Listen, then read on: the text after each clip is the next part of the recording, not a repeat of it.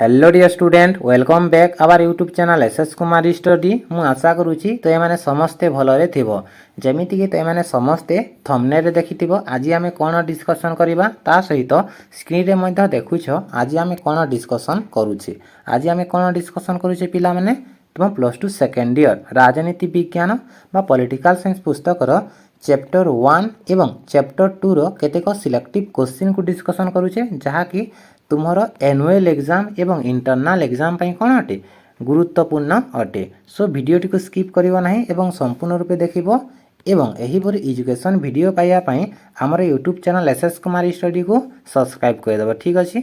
सो विलंब करिवा नाही एवं आजिर सेशन टी स्टार्ट करिवा। तो प्रथम क्वेश्चन कोन कहिछि देख पिला माने प्रथम क्वेश्चन कहिछि किए कहिथिले गणतंत्र हेउछि लोकमानंकर लोकमानंक द्वारा और लोकमानंक पई सरकार। एहार उत्तर कोन हे जिवो एहार उत्तर हे जिवो अब्राहम लिंकन। अब्राहम लिंकन कहिथिले democracy is a form of government of the people by the people and for the people. तापर next question number 2 question number 2 कहिछि डीएमके केउ राज्यर एक आंचलिक दल अटे आंध्र प्रदेश केरल तमिलनाडु कर्नाटक। यार उत्तर हो पिला माने तमिलनाडु। ठीक है तमिलनाडु रे तुमर डीएमके दल देखा मिले। तापर नेक्स्ट क्वेश्चन नंबर 3 निम्नोक्त मध्यरु केउ देश रे एक दलिया व्यवस्था प्रचलित हेउछि यूएसए इटाली चीन फ्रांस। तो यार उत्तर हो चीन। ठीक अच्छे चीन रे केवल गोटे मात्र स्वीकृत प्राप्त राजनैतिक दल अच्छी जार नाम हेउछि CPC communist party of China. तापरे नेक्स्ट क्वेश्चन देखिबा। नेक्स्ट क्वेश्चन कहिछि निम्नोक्त मध्यरु केउटी भारत रे एक जातीय दल अटे national conference Akali Dal Biju Janata Dal Bharatiya Janata party. तो एठारे देखो पिला हमने जो प्रथम तीनोटी आमे पढिले एटा सब कोन अटे रीजनल पॉलिटिकल पार्टी आंचलिक राजनैतिक दल अटंती। बट तुमर जो बीजेपी भारतीय जनता पार्टी एटा हला तुमर गोटे नेशनल पॉलिटिकल पार्टी। तो यार उत्तर हे जिवो ऑप्शन 4 तुमर बीजेपी बा Bharatiya Janata party. Question number 5 गणोद्योग कहार एक उपादान अटे स्थानीय स्वायत्त शासन प्रत्यक्ष गणतंत्र सार्वजनीन साबालक भोट प्रथा सार्वजनीन शिक्षा व्यवस्था। तो गणोद्योग तुमर प्रत्यक्ष गणतंत्र गोटे कौन अटे उपादान अटे। आमे पढ़ीचे गणतंत्र दुई प्रकार गोटे है तुम डायरेक्ट डेमोक्रेसी आ गोटे है तुम इनडायरेक्ट डेमोक्रेसी। जो डायरेक्ट डेमोक्रेसी रही तार तीनोटी माध्यम रही गणोद्योग गणमत एवं प्रत्याहार। तो एठारे कौन रही गणोद्योग। तो गणोद्योग कहार उपादान अटे प्रत्यक्ष गणतंत्र उपादान अटे। तापर क्वेश्चन नंबर 6 देख निम्नोक्त मध्यरु केउटी गणतंत्र एक वैशिष्ट्य नुहे कहिछि।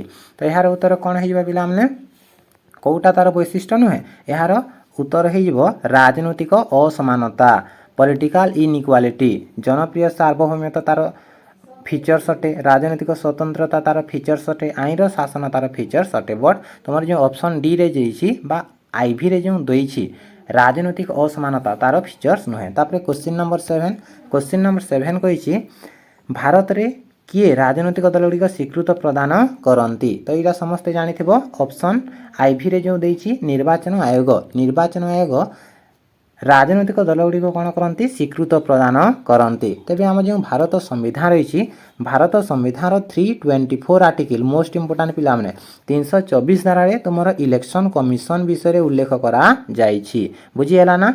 तापरे परवर्ती क्वेश्चन कही किए नक्सल आंदोलन प्रमुख व्यक्ति थिले मेधा पाटकर चारू मजुमदार पंडित रामाबाई चंडी प्रसाद भट्ट। तो यार उत्तर हो चारू मजुमदार। ठीक अच्छे ऑप्शन सेकेंड बा आई।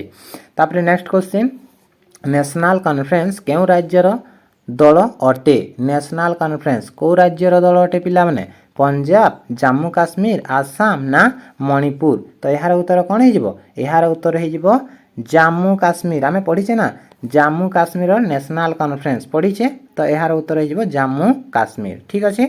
तापरे नेक्स्ट भारत रे केउ मसीहारु मिलित बा मेंट राजनीतिर जुग आरंभ हैला एठारे 1967 1968 1969 1970 एई ऑप्शन मध्यरु कोनोसी मध्य ठीक नाही। यार सठिक उत्तर हो तुम 1977 1977 कौन है तुम मिलित सरकार व मेंट राजनीति आरंभ है किंतु यह पूर्व तुम मिलित सरकार देखा मिलू नाला जिते बेले भारत स्वाधीन है सेतेबेले तुम केवल कांग्रेस एमितिका दल थिला जी कि एककालीन एकाकी से कौन करुला सरकार गठन करुला बट 1977 पूर्व जो एमरजेंसी डिक्लेयर है इंदिरा गांधी द्वारा सेतेबेले तांकर दल दुर्बल पड़गला एवं सही दल कौन कला अन्य दल सहित मिसिकी मेंट जुगर आरंभ करथिला तो यार सठिक उत्तर हो 1977 भारत में 1977 मसीहारू मेंट राजनीतिर जुग आरंभ है ठीक अच्छे तापर 11 नंबर क्वेश्चन देख गणतंत्र रे किए अखंड क्षमतार अधिकारी अटंती आशा पिला माने गणतंत्र अर्थ बुझीच ना गण मीन्स लोक तंत्र मीन्स शासन तेरे गणतंत्र लोक मानकर शासन तो एठारे किए अखंड क्षमतार अधिकारी हेबे लोक माने तो एठारे कोठी ऑप्शन देछि जनसाधारण तो ऑप्शन 3 हे जबे यार सठिक उत्तर तापर परवर्ती क्वेश्चन नंबर 12 किए कहिथिले जनतांक वाणी ही ईश्वरंक वाणी भक्स पिपुली भक्स डाई किए कहिथिले रूसो एटा समस्ते जानिछ ना फरासी दार्शनिक रूसो कहिथिले भक्स पिपुली भक्स डाई क्वेश्चन नंबर 13 गण भोट कहार एक उपादान अटे स्थानीय स्वायत्त शासन प्रत्यक्ष गणतंत्र सार्वजनीन साबालक भोट प्रथा सार्वजनीन शिक्षा व्यवस्था तो यार उत्तर हो पिला माने प्रत्यक्ष गणतंत्र आम पढ़ीचे यार 3टी उपादान रही गणभोट गणोद्योग प्रत्याहार तो गणभोट कहार उपादान है प्रत्यक्ष गणतंत्र उपादान है ऑप्शन आई तापर क्वेश्चन नंबर 14 निम्नोक्त मध्यरु केउटी गणतंत्र एक वैशिष्ट्य नुहे जनप्रिय सार्वभौम्यता आईन शासन राजनैतिक स्वतंत्रता यही 3टी कौन अटे तार वैशिष्ट्य अटे बट राजनैतिक असमानता पॉलिटिकल इनइक्वालिटी यह तार कौन नुहे गणतंत्र वैशिष्ट्य नुहे तो यार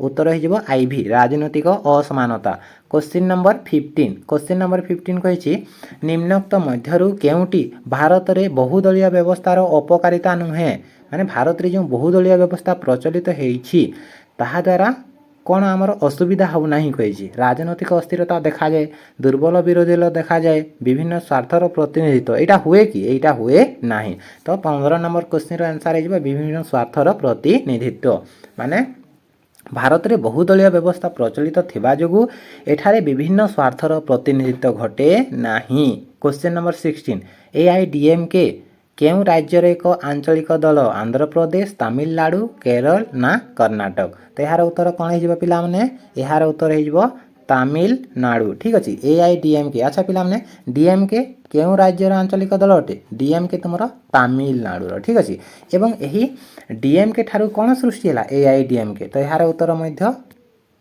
तमिलनाडु हो ठीक अच्छे तापर नेक्स्ट केउटी भारत में प्रथम आंचलिक दल बा सर्वपुरातन आंचलिक राजनैतिक दल अटे यहाँ जानी समस्ते अकाली दल यहाँ केबे सृष्टि होता 1924 रे सर्वप्रथम आंचलिक राजनैतिक दल सृष्टि होता तापरे नेक्स्ट क्वेश्चन नंबर 18 किए बहुजन समाज पार्टी प्रतिष्ठाता अटंती कांसीराम यार निर्वाचन संकेत कौन अटे हाथी तो यार उत्तर जानीगल कांसीराम होउचंती बहुजन समाज पार्टी प्रतिष्ठाता एवं यार निर्वाचन संकेत होउची हाथी बुझीगला ना तापर नेक्स्ट क्वेश्चन राजनैतिक दलगुड़ी को किए स्वीकृत प्रदान करती यहाँ जस्ट आम पूर्वर डिस्कसन करते यहाँ समस्ते कमेंट सेक्शन में जणाइब राजनैतिक दलगुड़ी को किए स्वीकृत दियंती ठीक अच्छे तापर नेक्स्ट क्वेश्चन किए कही गणतंत्र एक सरकार जेउठी प्रत्येक व्यक्तिंकर अंश थाए democracy is a form of government which everyone is a share तो यार उत्तर कौन हो प्रोफेसर सिली कही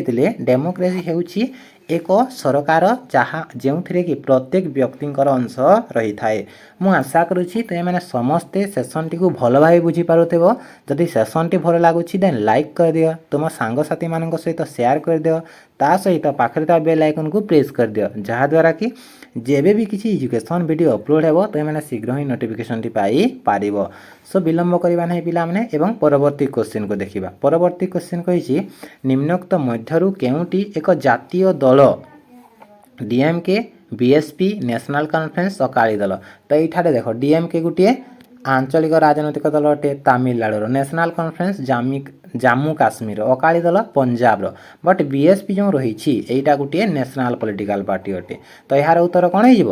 ବିଏସ୍ପି। ନିମ୍ନଲିଖିତ ମଧ୍ୟରୁ ବିଏସ୍ପି ଗୋଟିଏ ଜାତୀୟ ଦଳ ଅଟେ। ତାପରେ 22 ନିମ୍ନୋକ୍ତ ଦେଶଗୁଡ଼ିକ ମଧ୍ୟରୁ କେଉଁ ଦେଶରେ ଦ୍ୱିଦଳୀୟ ବ୍ୟବସ୍ଥା ପ୍ରଚଳିତ ହେଉଛି? ଭାରତ, ଚୀନ, ଇଟାଲୀ, ଯୁକ୍ତରାଷ୍ଟ୍ର ଆମେରିକା। ଭାରତରେ କେଉଁ ଦଳୀୟ ବ୍ୟବସ୍ଥା? Multi party system.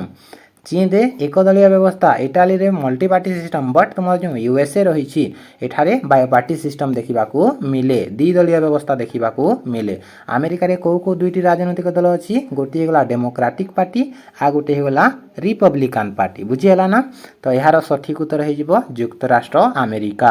Question number 23 ନିମ୍ନୋକ୍ତ ମଧ୍ୟରୁ କେଉଁଟି ପ୍ରତ୍ୟାହାର ସହ ସଂଯୋଜିତ? ତ ଏହାର ଉତ୍ତର ମଧ୍ୟ ଜାଣିଥିବ, ପ୍ରତ୍ୟକ୍ଷ ଗଣତନ୍ତ୍ର। ହେବ କି ନାହିଁ? ପ୍ରତ୍ୟକ୍ଷ ଗଣତନ୍ତ୍ରର ଅନ୍ୟତମ ଉପାଦାନ ହେଉଛି ପ୍ରତ୍ୟାହାର। ତ ଏହାର ଉତ୍ତର ହେଇଯିବ ପ୍ରତ୍ୟକ୍ଷ ଗଣତନ୍ତ୍ର। 24 କ୍ୱେଶ୍ଚିନ୍କୁ ଦେଖ। 24 କ୍ୱେଶ୍ଚିନ୍ କହିଛି ଆମ୍ ଆଦମୀ ପାର୍ଟିର ସଭାପତି କିଏ? ଦ୍ୟାଟ୍ ମିନ୍ସ କିଏ ତାକୁ ଗଠନ କରିଥିଲେ? ଏଇଟା ସମସ୍ତେ ଜାଣିବା କଥା। ଏହାର ଉତ୍ତର ହେଇଯିବ ଅରବିନ୍ଦ କେଜରିୱାଲ। ଅପସନ୍ ନମ୍ବର 4 ଠିକ୍ ଅଛି।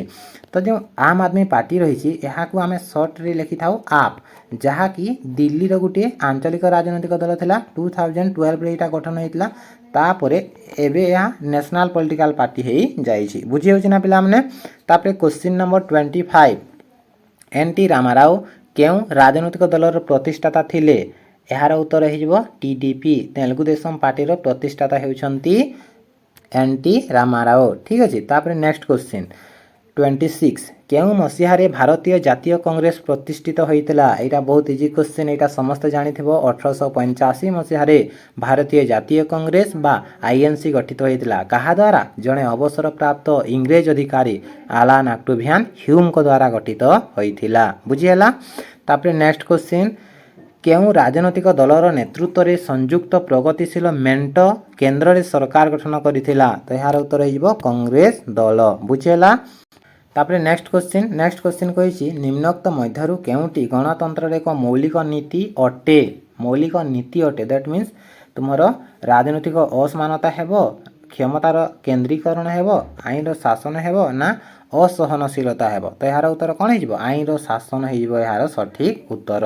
ତାପରେ ଶେଷ କ୍ୱେଶ୍ଚିନ୍ କହିଛି ଭାରତର କେଉଁ ପ୍ରଦେଶରେ ନକ୍ସଲବାଦ ଆରମ୍ଭ ହୋଇଥିଲା? ଆମେ ଜାଣିଛେ ଉତ୍ତର ପଶ୍ଚିମସ୍ଥ ଦାର୍ଜିଲିଂ ଜିଲ୍ଲା, ତ ପଶ୍ଚିମବଙ୍ଗ ହେଇଯିବ। ଠିକ୍ ଅଛି। ଉତ୍ତର ପଶ୍ଚିମସ୍ଥ ଦାର୍ଜିଲିଂ ଜିଲ୍ଲାରେ ତୁମର ନକ୍ସଲବାଦ ଆରମ୍ଭ ହୋଇଥିଲା। ଠିକ୍ ଅଛି ପିଲାମାନେ, ମୁଁ ଆଶା କରୁଛି ତୁମେମାନେ ସମସ୍ତେ ଆଜିର 30 ଗୋଟି କ୍ୱେଶ୍ଚିନ୍ ଆନ୍ସର୍ ପାଇବାରେ ସମର୍ଥ ହୋଇଥିବ। ଯଦି ସେସନ୍ଟି ଭଲ ଲାଗିଥିବ ଦେନ୍ ଏହାକୁ ଲାଇକ୍ କରିଦେବ, ଚ୍ୟାନେଲକୁ ସବସ୍କ୍ରାଇବ୍ କରିଦେବ, ତୁମ ସାଙ୍ଗସାଥିମାନଙ୍କ ସହିତ ସେୟାର କରିଦେବ ଏବଂ ଏହିପରି ବିଭିନ୍ନ ଏଜୁକେସନ୍ ଭିଡ଼ିଓ ପାଇବା ପାଇଁ ତଥା ଆମର ହ୍ୱାଟ୍ସଆପ୍ ଗ୍ରୁପ୍ରେ ଜଏନ୍ ହେବା ପାଇଁ ଏହି ହ୍ୱାଟ୍ସଆପ୍ ନମ୍ବର 7653807108ରେ ତୁମେ କ'ଣ କରିପାରିବ? ମେସେଜ୍ କରିପାରିବ। ଏବଂ ଅନ୍ୟାନ୍ୟ କ୍ଲାସ୍ ଗୁଡ଼ିକ ପାଇବା ପାଇଁ ଇଚ୍ଛୁକ ଦେନ୍ ଏସ୍ କୁମାର ଷ୍ଟଡି ୟୁଟ୍ୟୁବ୍ ଚ୍ୟାନେଲକୁ ଭିଜିଟ୍ କରି ସେଠାରୁ ତୁମେ ବିଭିନ୍ନ କ୍ଲାସ୍ ଗୁଡ଼ିକ ପାଇପାରିବ। ଠିକ୍ ଅଛି ପିଲାମାନେ, ସୋ ବିଳମ୍ବ କରିବା ନାହିଁ ଏବଂ ଆଜିର ସେସନ୍ଟିକୁ ଏତିକିରେ ଶେଷ କରିବା। Thank you.